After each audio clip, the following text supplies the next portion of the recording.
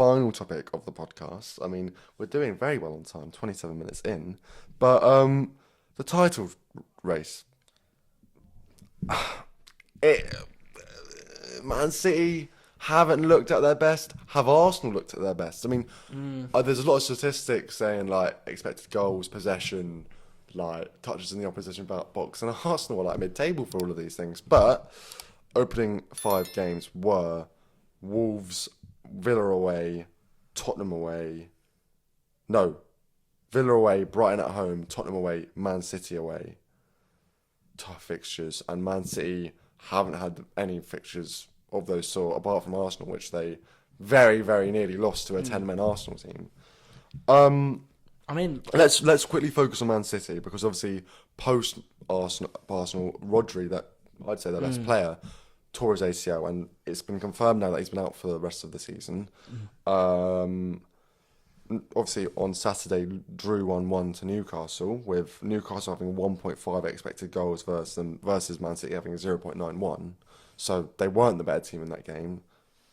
According to XG, deserved to lose. What do you think about Man City specifically? I mean, they got De Bruyne, who, like, people say, yeah, he's dropping off. Like, as soon as he comes back in, he's still gonna have, again, the X factor that we've mentioned. Haaland is still like a goal scoring machine. Savinho, great signing, I think. Like, he's. I've said this every time that his name's been mentioned on this podcast. What? Do you know the dodgy dealings of Savinho? Oh, is he from one of the sister clubs? Yeah. I think that shouldn't be allowed. That anyway. Sorry, carry on. Yeah. I mean, yeah, City. Like they can look bad, but they can still get their games and their points. Obviously them and their 115 charges, but like, that's gonna be another time. Different discussion, exactly. Yeah. But I mean, at the same time, it does seem like a 3-horse race again this season. You think maybe teams will drop off? You think Liverpool are in that race? I mean, because like they've got very convincing players. I mean, Diaz looks quality. Salah's obviously reformed under Slot. I mean, like he looks good under Klopp, but not goal scoring like this. I haven't seen them properly challenged like seriously in a game yet. I mean, there's been times when they've been in doubt, but like I do think it's another 3-horse race, and maybe one of the two of the other teams, like Arsenal, City, they may drop off out of nowhere. Who knows? City will drop off. Yeah. Who knows? City will drop off. Not Arsenal. Or Arsenal. No. Oh, what? And then Slot wins the trophy. Can't come on this podcast. And then Arsenal are down bad. You know what? Some people have been saying, Axel, you're turning into a Arsenal podcast now with Mika and my dad coming on the podcast. That's the whole point of you, mate. That's what you're here to do. But that's why I brought in. That's what I'm here to bring you down to planet Earth. That's what a lot of Arsenal fans need, because some of them are quite deluded. Oh my god, God, the passion. Yeah, my god. Yeah, I think the Rodri ACL is major, enormous, major, because I think like there's so many stats. I think they've been up there unbeaten with Rodri in the team. Like Rodri hasn't lost for Man City in the Premier League. And when he's not there, there's clearly a difference because Kovacic cannot do the same job. Good player Kovacic, but maybe not. I don't think a good enough holding DM for a title-winning team. However good Pep is, or however good De Bruyne is. With De Bruyne also, you've got that kind of worry about the injuries. Kind of yes, his age is catching up to him, and yes, he probably isn't as good as his prime, but his prime was arguably, some would say, the best Premier League player ever. So it's all right if he's a little bit worse than that. But you know, his age is catching up to him in the sense that he's getting injured more often, right? Yeah. So I think against Arsenal, he didn't play, which could have changed the outcome, right? In terms of Arsenal beating Leicester, you watched the game, I know. I was at the game, luckily enough. Wasn't entirely convincing, but I've said in my notes, winners win on their day off. Yeah, that's what title challenges do. Like, we've seen it at City.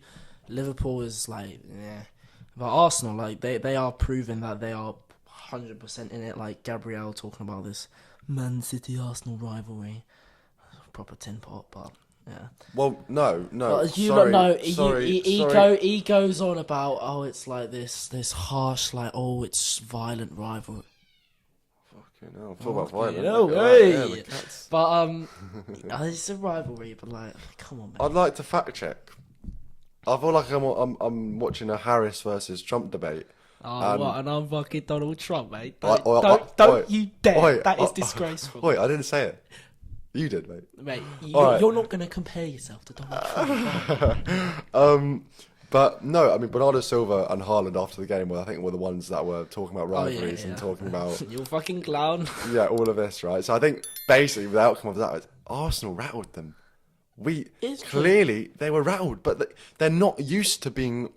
I think like they were praising Liverpool after the game. Did you see that? Bernardo Silva was saying, Liverpool come here and play football. They come here and try and win, and we beat them 5-0 every time. Do you know what I mean, right? So they're disappointed because A, Liverpool are playing the way they want them to, which allows them to win, and Arsenal aren't, which is allowing them not to win. But also, and maybe this is, you can tell me actually maybe you're wrong, but the praise for Liverpool is that a suggestion of they're not as threatened by Liverpool anymore. So they're going to give them praise. Yeah, maybe. But Arsenal, back in the day, they were praising Arsenal. They've come to Etihad. Because you lot were rubbish. Because we were rubbish, we weren't a threat. They were selling us players, Gabriel Jesus, Zinchenko, who all arguably led to this revolution, right? So now that narrative has changed, right? Man City, Bernardo Silva, Haaland, saying stay humble to Arteta post-match and then getting like 3 touches in the opposition box against Newcastle, right? So, take that as what you will. But... Clearly something's changed, and I think that mentality shift is something that I think City held above Arsenal for the past 2 seasons in the title running, right? Mm-hmm. They weren't, but they had no bottle. Is the phrase you don't have bottle or you have bottle? If you're not, as in they don't. If you're composed, they have bottle or they don't have bottle. Do you know what I'm trying to say? How's your? They say how's your bottle, so it's another philosophy. If you don't got bottle. Wait, if you're a bottle job, it's not good. So if you don't have bottle, if you don't have bottle, that means that you're more likely to bottle. Right. Anyway, the point is they don't slip up because of their mentality. Rodri was saying last season, maybe some would say Arsenal were top of the league. They were just trying to preserve that, but maybe they should have tried and won. Right. That's what Rodri argued, and that Rodri said that the reason they won that Premier League was due to mentality. I think there's a mentality shift. Is it that Arsenal's mentality has gone up? And City's has gone down because Arsenal's has gone up. I think it's a bit of both. Yeah. The point is, I think that's what Man City held above Arsenal. I actually don't think there's much difference in terms of class in the team. I look at the lineups and a back four of Walker, Akanji, Diaz, and Ake or Gvardiol. I don't think is better than a back four of Timber or White, Saliba, Gabriel, Calafiori or Timber. I think that back four is better. So you disagree? I think your fullbacks, your centre backs are better. Their fullbacks, I think, are prestigious.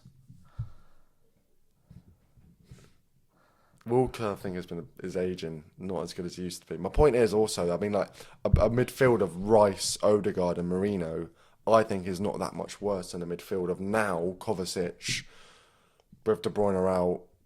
They play like a 4-1-4-1. Yeah. So it's like Kovacic, and then it's like Doku, Grealish, Bernardo Silva. Used to be out De Bruyne.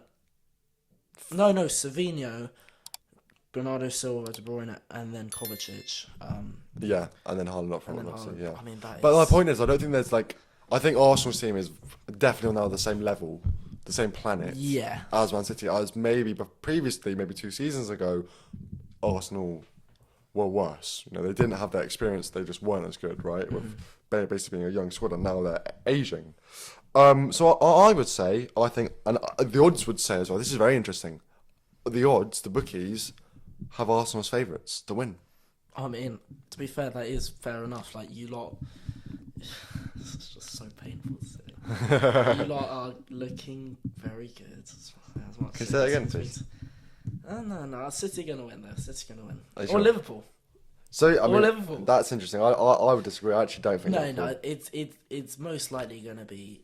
If the depending on the charges, because that's a whole another story. But if it stays like this, I reckon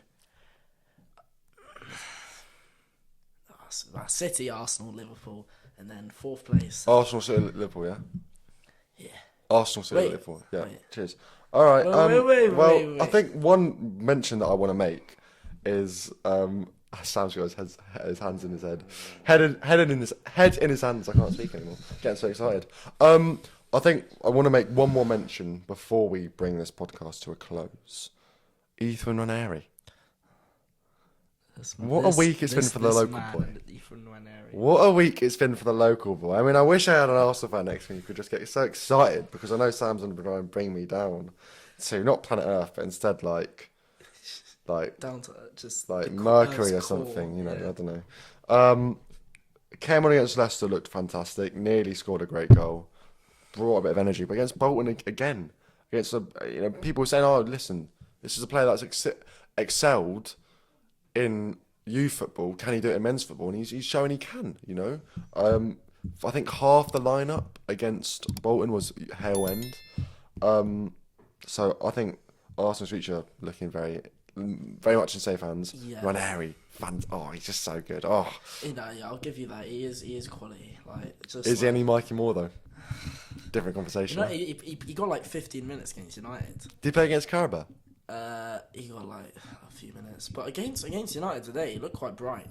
Gary Neville was saying, "Oh yeah, he looks sharp." You know, I can't do Gary Neville, but he looks good. Yeah. I mean, yes, I know, no Ethan Ranieri, but I mean, there's something there. Yeah. Just saying. And I want to say also Martinelli looking very good. A goal and an assist, hopefully back to his best. Because if Arsenal have a Saka who we know can score goals, Havertz who can get goals and can create goals, and then we also have Martinelli who can score goals, which we had at the first. He got 15 goals. You must remember in the Premier League in that first title charge. So he's definitely capable. If Arsenal have that asset, which I think they didn't have last year, which maybe they scored the most amount of goals they've ever. I think that was our record scoring season. Yeah. We scored like 90 goals or something. But if Martinelli can score, would be fantastic.